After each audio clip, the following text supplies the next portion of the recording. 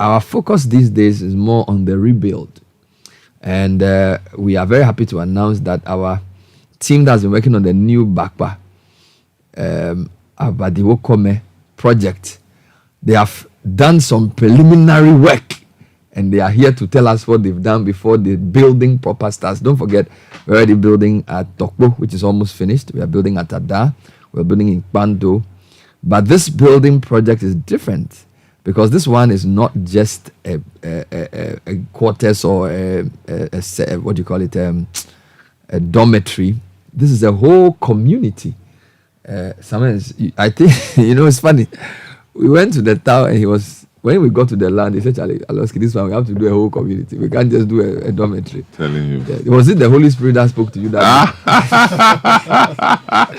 because you will know. When we got there, he said, Charlie, this thing, we have to do a whole community. Was it why? Was it the size of the land? Was it the thing that happened with the island? What was the motivation for that decision? Okay, so we went there predominantly with the purpose of looking for a land to build the dormitory. Yes. But when we got there, we noticed that the people were not housed in a particular place like we have in other places where they living in different areas. Yeah, they're living with relatives and scattered along the entire area. Now, this area is not the same as the place they had been displaced from. And they had been displaced from the island communities. And the story is that the communities had not just been taken over by water, but had also been taken over by silt. Yeah. To the extent that it was going to be difficult for them to recover their community for normal life. I mean, having said that, I'm sure there are people who will find ways of retrieving, their lot. But the general numbers were left with nothing and looking for the option of resettlement. I wasn't so sure whether we had the resources to do an entire community. But after we announced, we contacted the BRRI of the CSIR so that they can give us technical guidance on the most effective and efficient way to do a project like that. All right. Even with this, we are not thinking that it will solve everybody's problem, but at least it becomes a model that can be replicated in other places if NGOs and governments wish to do that. So that's the reason we brought in the BRRI. It's taken them 2 weeks to come back to us after we visited the place. That's correct. We have architect Dr. Joseph J. Dankwa, who is the head of Geoinformatics Division of CSIR BRRI. Graduate architect Grant Alfred is also a service personnel with us who's been on the project for us. Gentlemen, welcome to the program. So, Dr. J. Dankwa, we went there 2 weeks and you've been what have you been doing since we went there? What have you been up to since we went there? It's right to ask.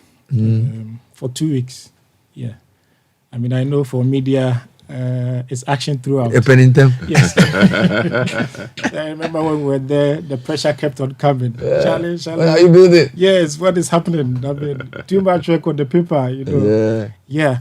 But because of the project itself, I mean, doing a resettlement, this is not a temporary place that you can just put in a haphazard space, for people. But this is where they are going to have for the rest of their lives. And it's not only for this generation, but for future generations. So we need to think deep into what is the dynamics within that community, in order to project what is the foreseeable future for this community. So we need to dig deep into what is the reality now, what was happening even on the highland, in order for us to know. So, for example, we're talking about households. How many households are we providing for? What is the demographics in terms of its projections, in terms of children, in terms of people who are working and those things, because it helps us to know exactly what is it that will sustain the community, because it's very important. It's not only provision of houses, but then how sustainable would that community be? So we're thinking about all these things in order for the community to be properly integrated. And of course, it's also not a community that is so isolated. It's supposed to be adjoined to an existing community. So we also have to take into consideration what actually exists in that community, so that whatever we are going to do will be an added on. It's not going to be a duplication. But of course, we also took into cognizance that, yes, once you are having a new community, you also have to avoid certain things in order not to bring in conflict in terms of future, because you're going to have growth. What will be the pattern of growth? What are the potential conflicts that may arise in those things? So all these things came on board for us to now digest in order for us to move forward and then plan ahead. Amazing. So you after 2 weeks of thinking and working, you are very clear in your mind what type of community to build. Now you know what you want to do. Yeah. It keeps on coming. Of course, we continue to receive information from the stakeholders that we met. Okay. For example, we thought that we were providing for a community. Okay. But within the community, there are 3 sub-communities within it. Okay. For which we didn't know. Wow. You know. And for each of the community, the sub-communities, they have a sub-chief. Okay. How then do you develop in such a way that each of the sub-communities exist exactly, okay, and have a fair share of even the public facilities that is going to be provided for. Okay, so things continue to evolve, but now we have a fair view of how the community is supposed to exist. I saw a video that you put together. It's a lot of things. I saw like houses. I saw a market. I saw a school. So what are the components of this community that we are building? I think the main aspect is on the housing, which takes about 70% of the land. Housing.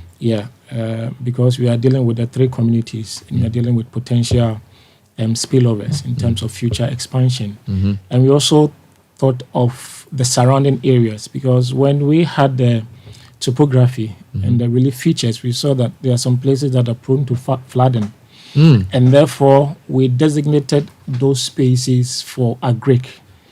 Okay, in those areas, which is on the peripheries of the community itself. So yes, you live in the community, but then you can just go more or less like a backyard into that. What we did with the housing itself was this kind of incremental housing.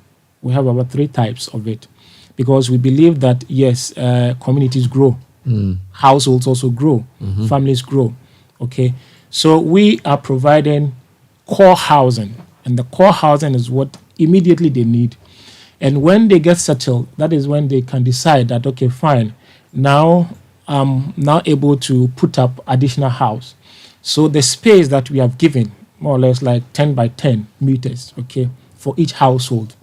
In that 10 by 10, you have the core housing, you have a space for future housing, okay, and then you have a space for subsistence farming, okay, backyard farming, for which you can do animal husbandry, or even if you want to go into this kind of a agric, you can go into that. And that is why the thought processes came into place to say, why don't we now put in skills, okay, skills development center, because we believe, yes, and you'll be surprised that an NGO will just take it up and then build that thing, because when we saw the statistics, we saw that over almost 50%, okay, are not working. Okay, yes, are not working, and the major occupation was farming and then fishing, okay, in that way. So, and then you have 80 number being artisans, okay, in various trades. So you see that if we bring in the skills, because we are talking about resilience, we are talking about sustenance, then the youth, which actually form the basis of this community, will now be equipped, okay, with employable skills, okay, depending on the needs assessment that will be made. But of course, now you see that majority goes into this kind of farming and etc. So, for example, you can even be training them into mushrooming, even the fish, how to improve even stock, you know, and then they can then feed into the market that they will be building in that aspect. Okay, we have a health post that actually will augment what is existing in the community that is. Wow. And then we have a school, which is a mainstream school that actually is a complete basic, okay, right from kindergarten up to GHS 3, you know, from that point. This is serious. So this is a very elaborate. Sometimes obviously this will be built in phases, and this will not be at the same time. It looks very, very massive, by the way. What's the size of the land? It's about 13, 14 acres. So the large land, Yeah. tract of land. And that is actually where the built-up space is. But if you are adding the agrarian part, then you are looking at it. Alfred Grant, what role will you be playing in all of this? So the planners, some of who are supervisors, have done this elaborate multi-dimensional plan. You are a graduate architect who's been working with us on some of the the dormitories we've been building. And actually, that's his lecturer. Oh, so he taught you? Yes. This world is a funny world, though. Listeners, we need to say that it wasn't Dr. Ajay that brought Alfred. So Alfred was with us on the project before BRRI came to join CSIR. Did you pass his paper? Yes. Did you do well? Yes. Was he a good student? Yes. Do you remember him in the class? Yeah. Because if you go through a class and your lecturer doesn't remember you, it means you are not a good student. Oh, That's what I see. what's your own third Afan play MP? No? Oh, Charlie, somebody takes the bullet. So, Alfred, let's stay focused. Don't mind this one. What role will you be playing in this new Bakpa project? Okay, so in collaboration with the BHR, CSR, we came up with a very nice and very modern plan that is going to help them, and it's buildable. And due to its buildable nature, we are going to start working with the contractors. I will make sure I supervise what is on the paper so that it will be built as we want it. And then we have to also look at the plan itself, how it's going to help. So this is not like we putting up spaces together and giving them a general washroom. It's like a self-contained kind of facility. And like what Doc said, it's incremental. So as you move on years ahead, they can also add up to the building spaces so that the family increases and then the building also. So this design was different from the Ada and the Topo one in the sense that it's a self-contained quarters where a family can live in. Yes, a self-contained family. What size? What's the size per unit? So one area of one unit is 44 meters square. 44 meters square. Yeah. So is this like a single room self-contained per unit? So this is a single room self-contained, but the hall also serves as a bedroom. So they have a bedroom in the hall, but there's another bedroom. Yeah, in the hall. So you can have two beds. Yeah, can you explain that? So they have, and I'm talking about CSR, Dr. J. Dankwadem, they've done the whole spatial planning, the settlement. Divided school, yes, church, what our friend has done is to design the buildings. The units, the building. Units, okay. Now he has a 1-bedroom, and then he has a 2-bedroom model, and then he has a compound house model. All within the community. All within the community. Very interesting. Am I correct? Yeah. Yes, the 3 housing types. Yes, different types. I mean, compound house is housing about 12 households in the space. So they have common areas. Yes, they have common areas. I think what the concept was that, yes, you have to bring them together, but you also have to avoid conflict. So yes, there are spaces that is being shared, and that is the toilet and then the bathrooms.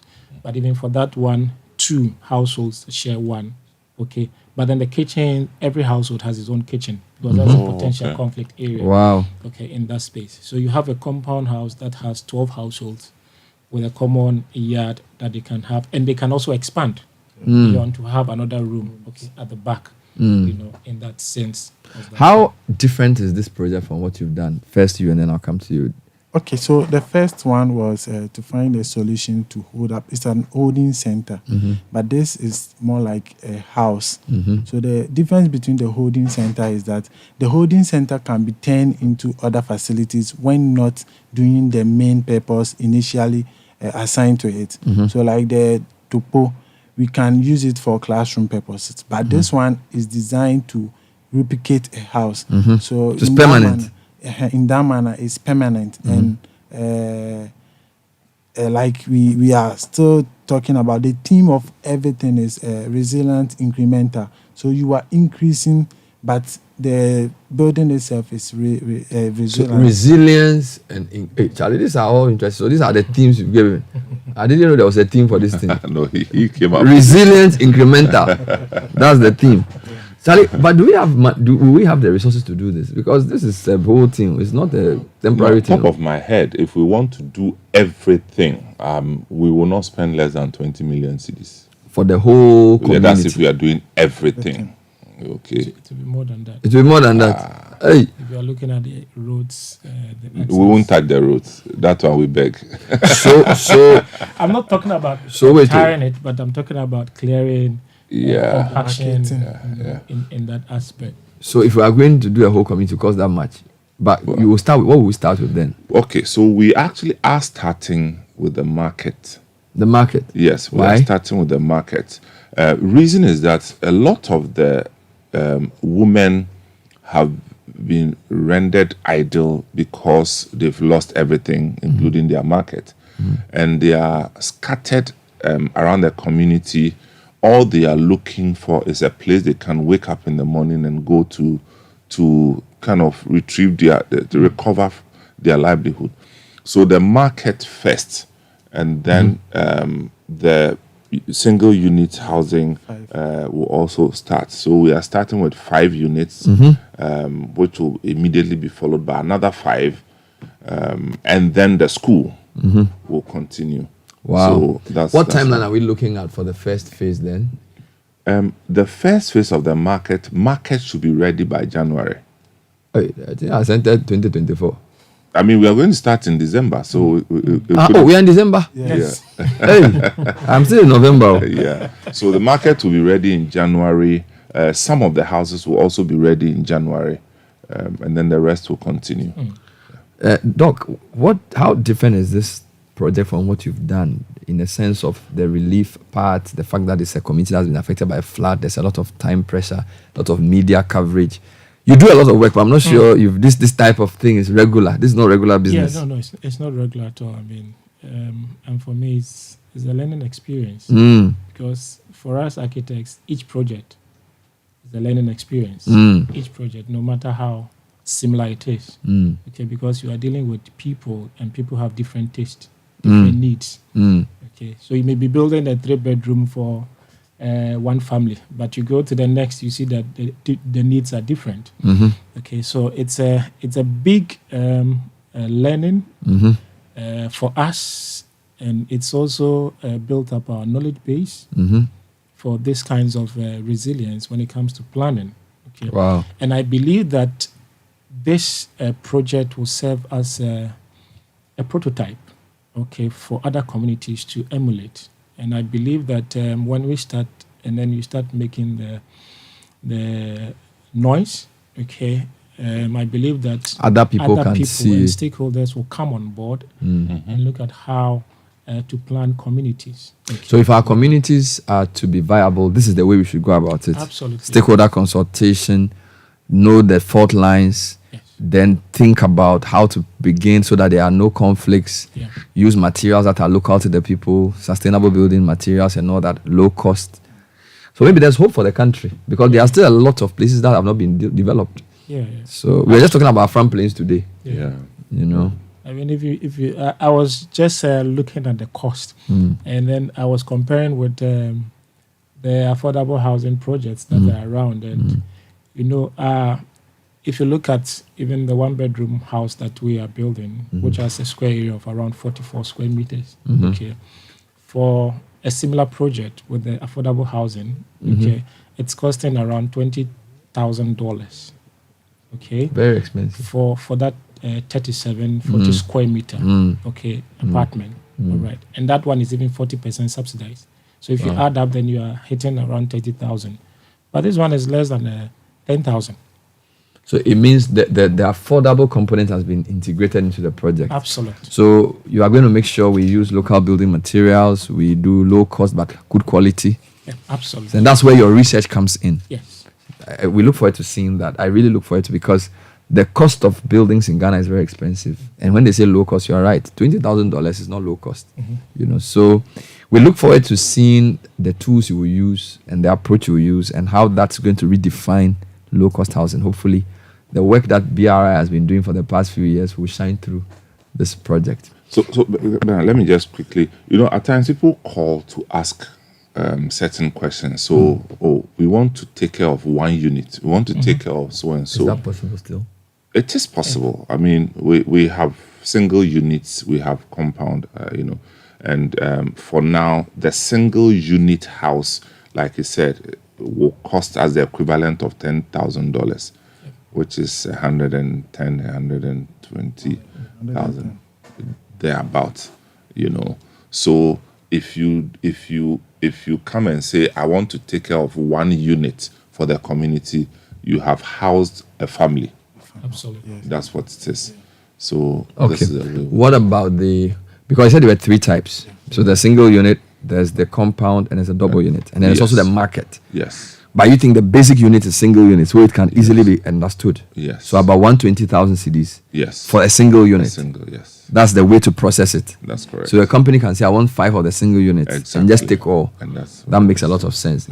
I'm sure the market is a different thing, because that's a more communal, so you may not be able to price it per unit like that. Well, the market, we have pricing for the market. It's actually not too different from the cost of the dormitories. I mean, structurally they look alike. The floor plan and everything. And so maybe it will be shy of the dormitory by between 50 and 70,000 cedis.